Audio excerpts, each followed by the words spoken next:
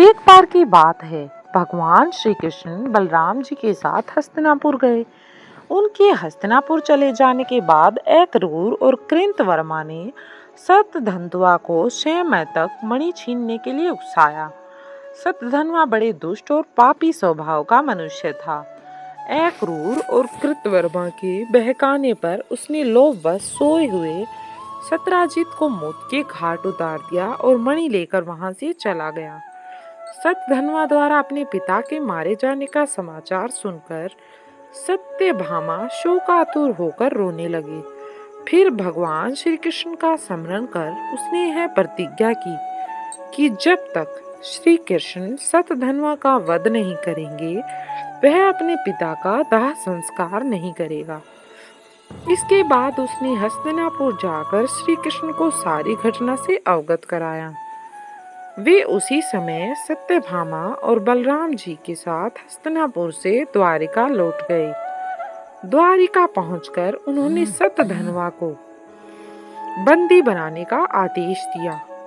जब शतधन्वा को ज्ञात हुआ कि श्री कृष्ण ने उसे बंदी बनाने का आदेश दिया है, तो वह भयभीत होकर कृतवर्मा और अक्रूर के पास गया और उनसे सहायता की प्रार्थना की, किंतु उन्होंने सहायता करने से इनकार कर दिया। जब उसने शयनमस्तक मणि अक्रूर को सौंप दी और अश्व पर सवार होकर द्वारिका से भाग निकला, तब श्री कृष्ण और बलराम को उसके भागने की सूचना मिल चुकी थी। अतः उसका वध करने के लिए वे भी रथ पर सवार होकर उसका पीछा करने लगे। उन्हें पीछे आते देख शतधन्वा भयभीत होकर अश्व से कूद गया और पैदल ही घने वन की ओर दौड़ने लगा। तब श्री कृष्ण ने सुदर्शन चक्र से उसका मस्तिष्क धड़ से अलग कर दिया। इस प्रकार दुष्ट शतधन्वा का वध कर उन्होंने सत्यभामा की प्रतिज्ञा को पूर्ण कर दिया और सत्यभामा अपने पिता के शत्रु से बदला लेने में सफल रही।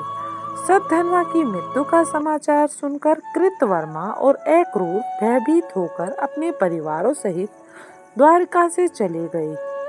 श्री कृष्ण अक्रूर से बड़ा प्रेम करते थे।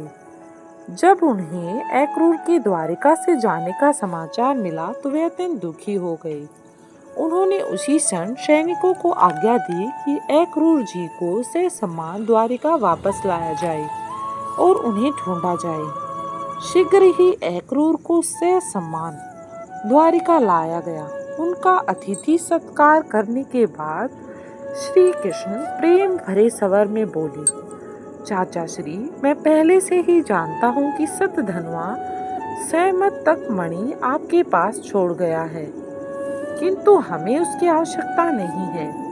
आप बड़े धर्मात्मा और दानी हैं, इसलिए उसे आप अपने पास ही रखें। उनकी बात सुनकर अक्रूर की आंखों से आंसू बह निकले। वे अपने अपराध की क्षमा मांगते हुए बोले, दया निधान, आप परम दयालु और भक्त वत्सल हैं। मैं आपकी शरण में हूँ। आप मेरे अपराध को क्षमा करें या मुझे सजा दें, मुझे मंजूर है। आप मेरे साथ जो चाहे कर सकते हैं।